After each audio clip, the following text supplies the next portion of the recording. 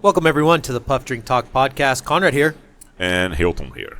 And today we are talking about business tools and what you can use to help your business grow, improve, get better, faster, stronger. Yeah, piggybacking on the podcast that we talked about AI and saving time and things that I've been written, things that I wrote for helping with the podcast. I'm improving that tool now. Yeah.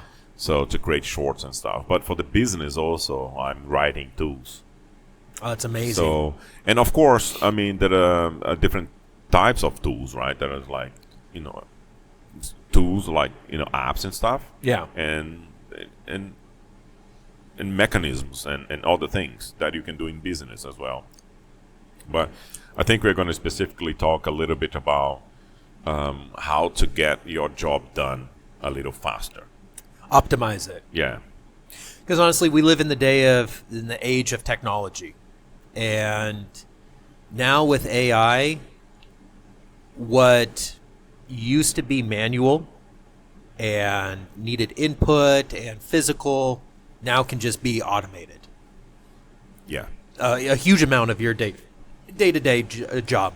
And I think what people need to realize is instead of fighting it and resisting it is just embrace it. Just look at your day-to-day operations of what you do. Stop and think, can I improve it by using AI?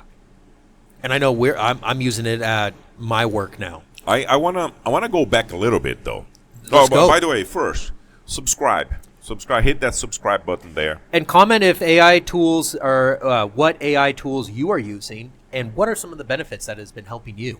Yeah, and how do you feel about it? Yes, right now? Absolutely. Because my question is, when was the first time that you felt like when you're using the computer, not AI related, but anything, like when you're using the computer helped with the business on any sense, like for work, for something like that? So like, what was the tool that you go like, this tool is amazing, it can do this and that? Excel spreadsheet is the most disrupting tool that has ever been. Yeah. Up until 2 years ago.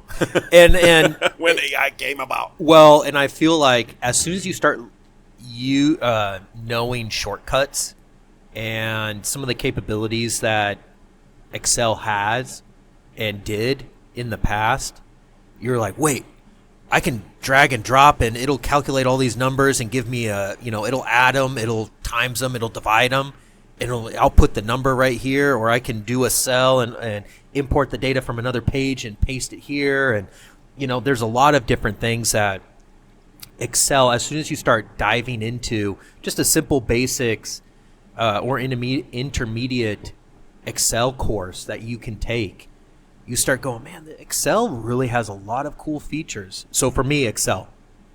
I have to say, I started using computer very early, right? Because I'm a little older than you. And we did have a podcast about talking about age and stuff. Hey, he doesn't, yeah. Go back and watch that one. But go back in time. And I remember the very first tool that I used as of using like a spreadsheet kind of thing. Yeah. Was K-Pro. K-Pro. No, Q-Pro. Q-Pro. Q-Pro. It was Q, not a K. Yeah, Q-Pro. And it was like a spreadsheet. And I think it was the Q was for Quattro. So Quattro Pro is just because you have the four. The Quattro is 4, right? And it's the 4 forms of calculation, which is plus, minus, division, and multiplication. Yeah. So, and it was amazing, and it was on DOS. It wasn't on Windows. It was on DOS. So you'd be able, everything you had to do using the keyboard to be able to move cells and stuff. And it was interesting. And doing calculation, I remember going to school and having to use a calculator or or anything. It's like, man, I can do all these in the computer. So with then using Windows, the Excel, there are businesses that run entirely on Excel spreadsheets, even of today. Yes. Even today. Because they go like, man, I have these spreadsheets, and you can write quotes. You can have invoices done. And then you print out the invoice, right? Yeah. And then you give to your accountant and stuff. So there are businesses that run entirely in Excel spreadsheets, even of today. Yes. And then they go like, well, I need to use a system, and what a system do I use? And then shout out Becky in the dashboard local, because because I meet a lot of business owners, right? And people like in landscaping, people like fence work and repair, like outside, and some of these businesses that, they've been running for like 25 years. They all run on an Excel spreadsheet. Yeah. They don't use anything else. Well, that was the strongest form of being able to calculate quickly estimates. That is a data style. Like, Yes. so it's a name, address, telephone number, and then they had to add email address, and email came about, and then things like that, and then jobs that the person did. So you can have everything in an Excel as a database, Yes. right? So people run businesses on Excel spreadsheet, even up today. Yeah. And I mean, I'm not, right? So we have a system that we use, and then we just create more and more systems. I'm creating a system now that even like my system can do it. The one we use can do it, like a on-site quoting, but it's not as strict because it's not dedicated to flooring business. It's just a system. So it's a quoting system and an invoicing system and a CRM. It sends emails and it has all of those things, right? Yeah. But in order to get the customer on site to see how much it's going to cost and maybe even make a decision there to make a purchase, right? I don't have a software to do that. There are softwares, but they're too expensive. Right. Now is the other disruptive moment in life that AI can write a software for you. So that's what I'm doing. So I'm writing a software, and I just showed you just before we started the podcast. Incredible. The software. I mean, I'm going to tweak it to make it simpler to use and more effective in a way. But it's just like that. So it's like these kind of tools help businesses to thrive more, do faster sales, and actually supply the customer with information. Because I go to so many houses, and the people are like, "How much is it going to cost me, Hilton?" And I go like, "I don't know. I gotta sit down, put it together, and put all the things in it because I haven't. I gotta sit down and put it together because your house has rooms, so every room is a quantity that you have to put it together, and so you use a system for that. Yeah. But if I have a system that I'm doing that on site with an iPad, for example, I don't have to go back to the office to do it. I can show the customer right there and then, and even the customer could make a decision. So, okay, let me put a deposit down right now. So that speeds up the sales and the process. And it's amazing how Excel spreadsheet, it was that kind of tool before, because you can do a form in Excel spreadsheet and then do the same thing. Right. So you can. Yeah. But it took a lot longer to do. Oh yeah, it would take longer. Yeah. It would take a lot longer. You're going to have multiple tabs. You're going to have multiple windows open in order to you run have it. to know a lot about Excel. Well, and that's and so even in my business for recruiting, what we're implementing, we've been implementing this more and more. But as far as like resume screening, we have a job description. We have the resume. We ask the AI service to analyze this resume against the job description and give it a score, based on 1 to 10, how well does that resume fit the job description?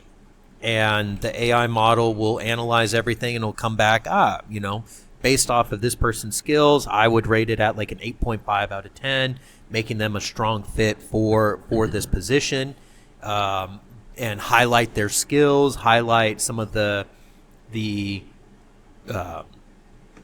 certain history, work history or whatnot that would be beneficial for this job position. And then when we provide that to the managers and be like, listen, here's 15 resumes, all ordered, from the highest likely people to fit and be a good fit for this position to the lowest with their resume. So if you want to do an even more in-depth, but if you're going to look at a number and be like, this person scored a 9 out of 10 for, matching the job description, I'm going to talk to them first because we already ran it. We already ran all of the analytics. We already ran, all of the data to match that this person was going to be a match for the position. And so far, Hilton, our hiring of quality people that are going to fit that position best has almost tripled. Where we give it to the manager instantly responds back, set up an interview. We really like this person. I can't get into specifics, but if they set up that interview, more than likely they're getting the job. Because it has been ranked by AI. Because it has been ranked, it has been screened. A lot of us are technically proficient, but there's a lot of terms, and especially for my position, there's a lot of different, we'll work with SAP, we'll work with Python, we'll work with all types of different software, languages, systems, etc. So when you have a manager that's like, hey, we're looking for a person that's SAP, warehouse management, and everything is an acronym. So it's SAP EWM, and they need to have certifications in, this, and this. You're kind of like, what the hell did I just read? I read 15 words, but all of them are just 3-letter words, Yeah. You're like, what the fuck, how many certifications, it just, but you put it in the AI model. The AI model knows exactly what to do, what to look for. And boom, it pops it out. Like, oh, this person has all of the certificates. They're still, valid. They've been keeping up with it. Their past jobs are still relevant to the job description that you're looking for. This is a good candidate for the position. And it's made our lives a lot easier because then all we have to do, instead of screening 50 to 100 different people applying for a position, we just screen the best. I wonder, because I'm gonna test this thing out, because I got some books that I have to read because I got them and I haven't read them, and I'm just wondering if I can just like snap a picture of a chapter and then say, AI, just read this to me, like voice. Oh yeah, you know what I mean? Because then I it's like an audio book, but I don't have the physical book. Do you know what I mean? So it's so funny you say that because there is an AI app that you can do where you take a screenshot of the front cover, and then it'll go like, oh, that's this book, and it'll start playing like an audiobook, and you can change the voices. They have celebrity voices. If you want the voice of Arnold Schwarzenegger, you want Arnold Schwarzenegger to read the book to you. You want Dwayne "The Rock" Johnson. You want Snoop Dogg to read it to you. They'll have all those different voices reading that book, and all you have to do is just take a picture of the title cover, and the book. Well, but that's it's like, what about the rights of the book, right? So how you pay, the writer? That's a great. See, that's because what I'm saying is, like, I have the physical book, so I did buy the book. Unless I go to a library and then I did not buy the book, but I'm in a library. Yeah, I don't know. See, I don't know how the legalities of that are. Yeah, in the AI library is doing so many things that it becomes kind of tricky on things like that. So, like, because you still have to value a little bit the work of a human, right? Yeah. But yeah, so it's kind of interesting what it can happen. Yeah. But for example, that scoring system that you're talking about, because I'm tweaking the tool, I said, like, I saved the version of the tool that is working perfectly for the title and descriptions and whatnot, but I'm adding abilities to do shorts, and then it says like, I'm gonna create the shorts, and I'm also gonna rank them with the potential of being viral. You know? Really? Yeah. So I haven't tested that yet because I just started. Hey, don't give our secrets out to the whole audience. Hey, why not? I mean, it's tools, right? So it's business tools. I mean, It is business tools. some people have a podcast as a business. We don't have podcasts as a like. business, but I would like it to be. So subscribe. It's free to do if you're watching it for the first time. Or if you're on Spotify, Yeah. give us a follow. Listen more. and give us topics to talk about, anyways, and cigars to smoke. Yeah. But yeah, I mean, it's so the tool is saying like I can rank it for you. Right. So with the possibility of making, the short have more views and attract more people to the podcast. Oh, that's interesting. So yeah, let's add that to the tool. You know what I mean? So you don't even need these days. If you embrace AI, you will be more relevant in anything that you do. But of course, there are things that AI cannot do. AI cannot clean a house yet, because there will be a robot one day that has AI in it that will be able to clean a house for you. Yeah. But it cannot right now. There isn't a way of. I mean, there are machines that can install tiles and stuff, but when it gets to the cuts, to the walls and whatnot, you still need a human to go and do those cuts. Right. But the main area room, because the machine is the little robot is kind of big. So it works fine if you're doing like a commercial building that has a huge. So all the middle you can install with the machine, but then when you do the perimeter, and then a human will go and do that. So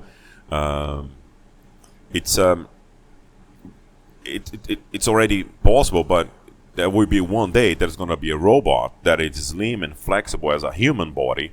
Yeah. That will be able to make a decision on how to do the cuts and how to do this and that, to be able to install tiles or something like that.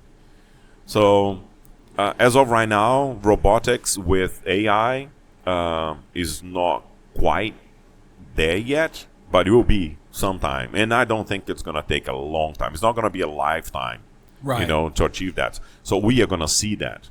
Yeah. And I remember thinking that like in the 2000s cars would be flying, you know what I mean, because Back to the Future, like 2012 2016 18, I don't remember, 2020 something, right. And of course the cartoon, the Jetsons and whatnot. So we always thought that we would see cars flying. We are far from that, but we are not far from seeing human-like robotic creatures that has actually intelligence, which is AI, because it's going to be learning as it goes, and also it doesn't even need to learn because there's a lot of information in the world already.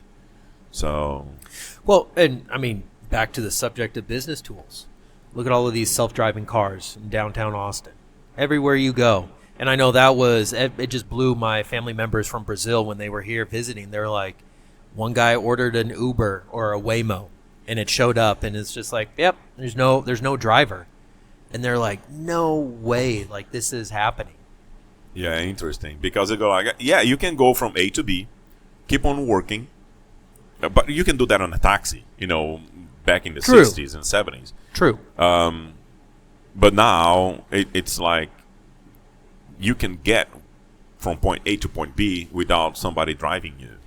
And that's my point, is they looked Uber, Waymo, any of these ride sharing or ride hail. I forget what they call them, but any of these programs that they use, they looked at it as a business tool. It's like, well, why don't we put cameras in the cars and not pay drivers to drive the vehicles and drive people around? Let's just have an automated vehicle come pick up a person, drive them to their destination, and then it's done. Yeah, that was their business. That was their business tool. That's what they created. Yeah. So manufacturing is still gonna go for a long time, but I think, things are gonna change so much, and so we want to know what in your industry do you think is going to change? And I feel like it takes a big, it's a very humbling experience for a person to sit back and go, what can I do to have AI help me do my job better, more efficient, and be faster? Because like you said, instead of having to go back to the office to do a quote, you could be right there. Here's a quote. I'm done.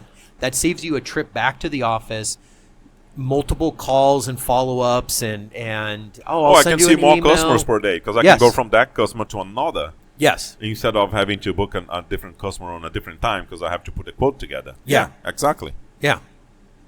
So I think that's, You work less. I mean, I'm already taking measurements and putting notes on a piece of paper or on my phone, Right. to get to the office and then get all that to put in the system. Now I'm just adding to the system automatically. Yeah. And the system is calculating for me the amount of baseboard is needed, because baseboard is linear foot because it's in the length of the walls. Right. But the flooring is square foot. It's a multiplication of the length of the walls. Right. Right. So the quantity result is different, and we always had to calculate twice the house. So we go and then see it's square foot of a room, and then we go and just add up the points. So now I can just say this room is 10 by 10, and then it's gonna give me 40 linear feet of baseboard and 100 square feet of flooring. Yeah. I don't have to guess 35-40%. I don't have to guess that. It calculates it all out. It calculates it all. Yeah. So yeah, it's an interesting thing, Yeah. But tools have been around for a long time. So Yeah, just implementing it, but I feel like with AI it makes it a lot easier. A lot smoother, a lot Oh, yeah. quicker, faster. So, well, that does it for this episode of the Puffdrink Talk podcast. I hope this inspired you to get into utilizing some AI tools to help you in your work or your business. and tell us the ideas that you're having that you'd like to implement, and then you can do that, yourself. You don't have to get anybody to do that for you. But also, if you're very, very non-computer person, you can have people writing those things for you using AI. Yeah. It's really simple. It's amazing. It's amazing. But don't forget to like. Comment and subscribe. Thank you very much.